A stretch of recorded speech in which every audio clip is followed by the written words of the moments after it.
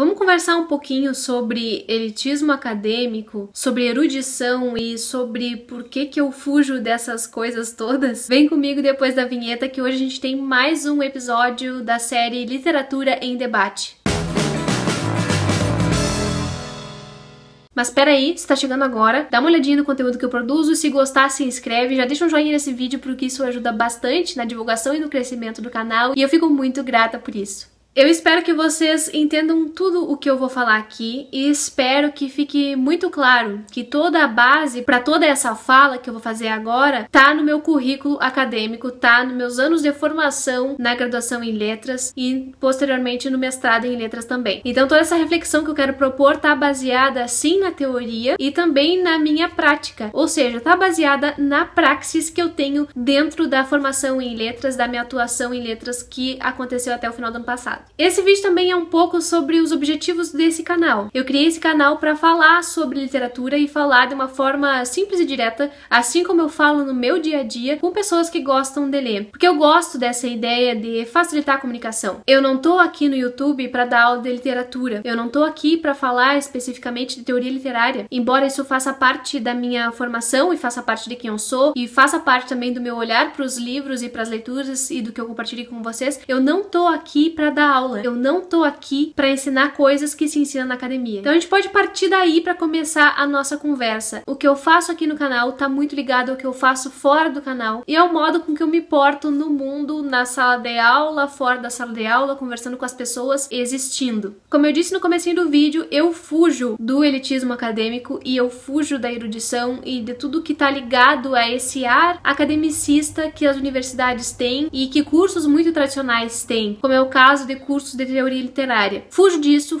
porque já cansei, fujo disso porque já tive muito disso quando eu era aluna e eu não acho que seja algo válido pra mim hoje. Não tô dizendo que não é válido em nenhum sentido e que não é válido para outras pessoas. Mas pra mim, hoje, não faz mais sentido participar desse universo que é o universo acadêmico, que tem uma linguagem própria, que tem toda uma formalidade nas atitudes, no formato dos textos, existe toda uma forma de produzir textos acadêmicos e dos conectores que se usa e das frases de efeito, das frases em latim para dar algumas ideias. Isso funciona bem na academia. É assim que se faz essa teoria literária lá dentro. É assim que os literatos se comunicam, não é mesmo? Pois é, mas é os literatos lá dentro da universidade. Aqui fora eu quero distância disso, porque aqui fora eu não tô conversando com especialistas em literatura, não tô conversando com professores de literatura e eu acho que não tem necessidade de eu usar todo esse arquétipo, todo esse pacote que envolve a academia fora dela. Acho que não tem o menor sentido. Pra mim, de novo, isso é pra mim, tá? Mas é claro que a academia tem os seus méritos. De nenhuma forma com esse vídeo eu tô negando tudo de bom que o conhecimento traz, tudo de bom que uma formação acadêmica pode trazer pra alguém. Eu sou totalmente a favor do conhecimento, do estudo, da pesquisa e tudo isso. O que eu estou dizendo aqui hoje é que eu faço uma diferenciação de contextos e tento praticar aquilo que eu acredito, inclusive aqui no canal. Mas das coisas boas da academia, o que eu aprendi tem muito a ver com a formação docente. O meu curso de graduação foi uma licenciatura. Eu fiz uma licenciatura em letras com dupla habilitação, português, espanhol e respectivas literaturas, e depois eu fiz um mestrado em letras também como área geral, mas em literatura comparada como área específica. Durante a minha formação como professora, eu aprendi muitas coisas que me transformaram como indivíduo, como ser humano, que me abriram os olhos de uma maneira que faz com que eu diga que o curso de letras é o melhor curso da vida, porque ele transforma a gente, especialmente a licenciatura. E eu sei que há pouco tempo eu disse que eu tô desiludida com a carreira, que eu mudei de carreira, que eu não tô mais na sala de aula, mas isso não quer dizer que eu não continue admirando o trabalho dos professores, o papel que os professores têm na formação de alguém. Foi isso que eu aprendi ao longo dos anos, especialmente no comecinho da faculdade. Eu entrei crua, mas lá eu aprendi várias coisas e quebrei vários preconceitos que eu tinha. O primeiro preconceito foi o linguístico. Quando eu era mais jovem, quando eu era adolescente, eu era daquelas pessoas insuportáveis que corrigiam as outras pessoas quando elas estavam falando ou escrevendo inadequadamente na internet e em qualquer lugar. Eu era gramatiqueira mesmo, então as pessoas tinham medo de falar comigo. Até hoje as pessoas ainda tem medo. Aí eu entrei na universidade, no ambiente acadêmico, e no curso de licenciatura eu aprendi várias coisas interessantes sobre linguagem que eu quero compartilhar com vocês hoje. A primeira coisa que eu aprendi no curso de letras foi a pensar no outro. Em forma genérica, é isso. Eu tenho que pensar, como professora, como o outro está recebendo aquilo que eu tô falando. E a minha função é falar da forma mais clara possível, mais objetiva possível, para que esse outro me entenda o mais rapidamente possível. A minha função não é complicar a vida de ninguém. A minha função é facilitar. Daí tem uma série de metodologias pra gente dar aulas e a gente estuda um pouco de cada metodologia até achar a forma mais adequada para que o aluno realmente entenda aquilo que a gente tá falando. E para dar munição para esse aluno aprender sozinho, porque o professor, de acordo com as várias pedagogias que eu estudei e com a prática que eu tenho, o professor é um mediador, o professor é quase que um curador. Mostra as coisas, mas quem faz aquelas coisinhas todas se articularem e funcionarem é o próprio aluno. Outra coisa preciosa que eu aprendi na graduação em letras foi sobre contextos de comunicação. E eu tive uma professora sensacional, professora Thaís Simeone, que me deu aula em várias matérias, leitura e produção textual, morfologia, sintaxe, e numa dessas aulas maravilhosas, ela apresentou a seguinte coisa: experimentem trocar o conceito de certo e errado para adequado e inadequado.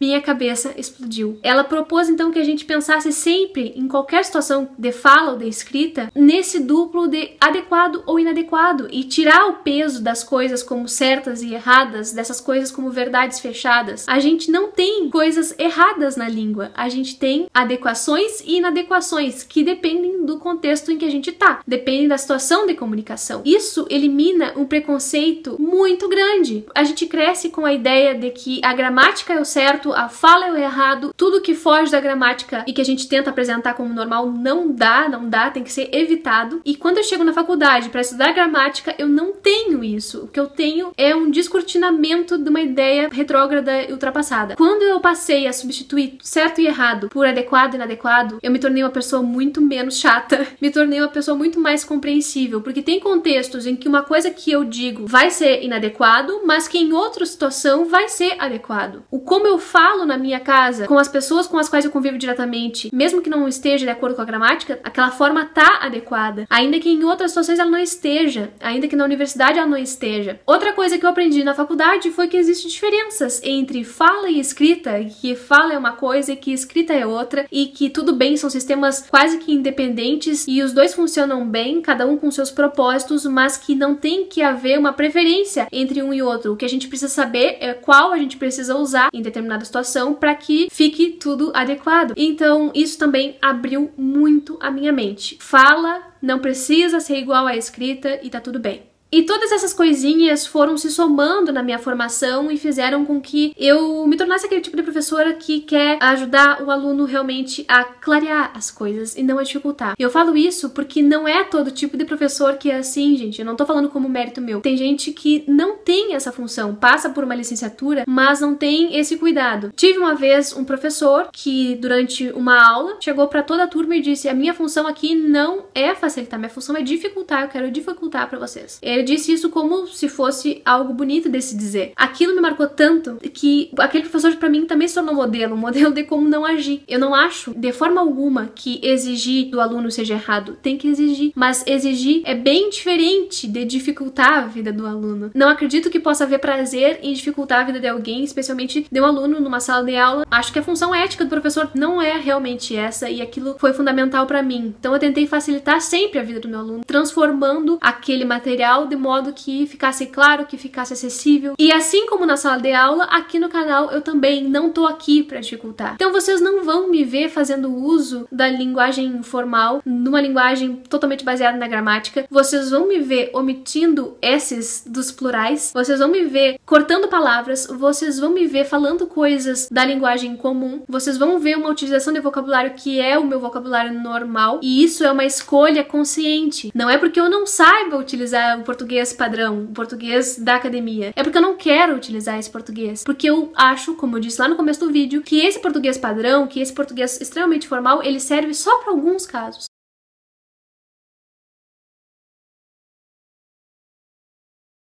Para comunicar comunicar, que é o objetivo geral das pessoas, da humanidade e o objetivo específico aqui do canal, comunicar, eu não preciso disso. Pra comunicar, eu preciso que vocês me entendam e que vocês me entendam o mais rápido possível, porque a gente vive com pressa, que vocês me entendam facilmente. Então eu não vou falar aqui jamais numa linguagem rebuscada, porque isso remete à academia, que é algo do qual eu me distancio agora. Isso também tem a ver com o que eu entendo que é o papel do YouTube na nossa contemporaneidade. Eu sei que tem muita gente, muitos alunos que estão prestando vestibular, que vêm pro YouTube para tentar entender algumas obras que são leituras obrigatórias, e eu acho ótimo isso, esse diálogo que existe, porque a gente precisa reaprender a falar sobre as mesmas coisas. Eu acho que não pode haver um engessamento de tal modo que a literatura continue sendo objeto de estudo de poucos, de seletos, como teve aquele bafafá no ano passado, né? Inclusive eu fiz um vídeo sobre isso e eu vou deixar linkado aqui no card. Quem é que tem cacife pra falar sobre literatura? Quem é que pode, quem é que não pode? Todo mundo pode, todo mundo que lê pode. E a minha intenção é democratizar, é falar abertamente sobre literatura e, especialmente, cada vez que eu leio um livro excepcional e que eu gosto muito desse livro, eu quero vir aqui e falar com paixão, coisa que não posso fazer numa linguagem acadêmica. Eu prefiro fazer isso de uma forma coloquial, informal, e isso é também uma escolha que eu mantenho na vida pessoal, na vida profissional aqui do canal, em tudo. Eu tento manter essa coerência. Agora alguém pode me dizer assim, ah, mas na teoria literária tudo sim, Jéssica. Eu sei, eu estudei todos os teóricos da teoria literária, estudei todos os teóricos da linguística e não tem outro jeito de falar, não tem outro jeito de comunicar. Pois bem, eu vou dar 2 exemplos pra vocês de autores que me fizeram sofrer quando eu tava estudando. E esses 2, especialmente, eu sofri no mestrado. O primeiro deles foi esse cara aqui, Luiz Costa Lima, com esse livrinho História, Ficção e Literatura. Ele é dividido em 3 partes, em que ele se dedica a falar sobre essas 3 coisas e delimitar as diferenças entre história, ficção e literatura. Entre ficção e literatura. Pois é, a gente teve que dar aula sobre ele. A professora pegou, dividiu entre a turma e a gente tinha que apresentar os conceitos. Isso aqui é hermético até não mais poder. Esse livro é insuportável de hermético. Para vocês terem uma ideia, o autor usa como exemplo sempre coisas gregas e romanas. Ele é um erudito e ele faz questão de ser um erudito. Ok, mas eu não mereço esse cara.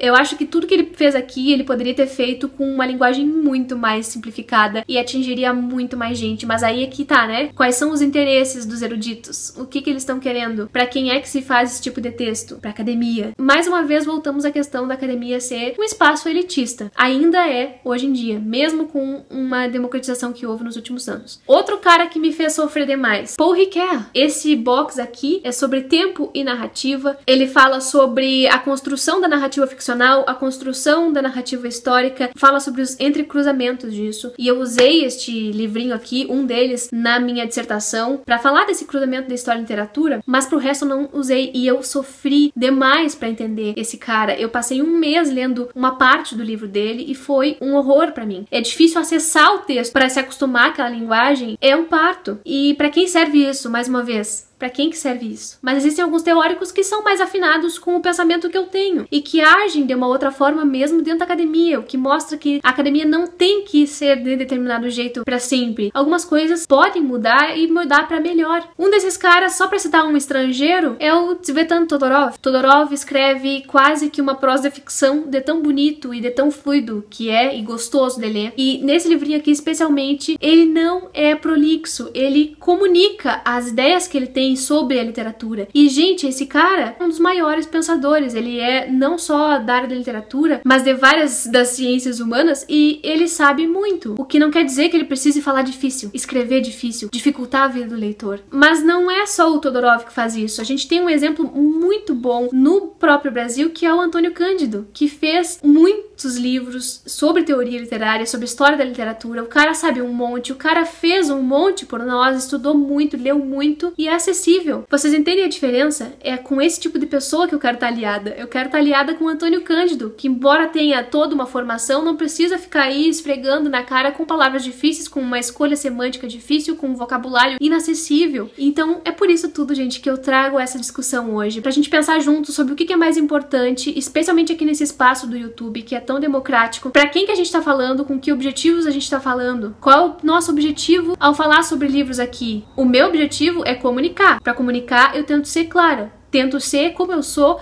na minha vida privada. Eu não venho aqui fingir alguma coisa e também não venho aqui forçar, porque não é esse o objetivo, porque eu não tô aqui pra isso. A minha coerência é falar como leitora, porque sou leitora. Agora, nesse momento, nesse espaço, não tô dando aula, não tô fazendo nada que me force a usar determinadas coisas que em alguns contextos eu tenho que usar. Aqui não. Aqui eu tô despida disso. Eu quero compartilhar as minhas leituras, compartilhar o meu gosto e incentivar vocês a lerem os livros que eu acho que são sensacionais, que mudaram minha vida, que me contaminaram de alguma forma, que me deram energia. Então aqui a gente não vai ter elitismo, aqui a gente não vai ter erudição. Eu não vou me forçar a falar de um outro modo. Eu vou continuar falando dessa forma simples, porque eu não tô aqui pra ser erudita. Eu não tô aqui pra escrever um artigo acadêmico a cada vídeo que eu faço. Eu tô aqui pra falar das minhas leituras, pra atingir o máximo de pessoas que eu puder, porque eu sei que mesmo dentro da academia, onde se estuda especificamente literatura dentro dos cursos de letras, as pessoas não são leitoras. As pessoas estudam muito teoria, mas as pessoas não leem os livros, as pessoas não leem ficção, as pessoas não leem romance, não leem poesia. E de que adianta, mais uma vez, eu pergunto, de que adianta tudo isso? A gente se forçar numa intertextualidade ali teórica e não ler efetivamente. Essa foi a minha vida há um tempo atrás. Eu lia muita teoria e algumas coisas específicas para estudar, mas a literatura era quase que um pretexto para estudar teoria. É isso que eu não quero mais. Então, sim, eu posso falar sobre literatura aqui e sempre vou ter por base a minha formação, mas eu não vou dar aula de literatura aqui e não vou ser hermética, eu não vou ser prolixa nunca.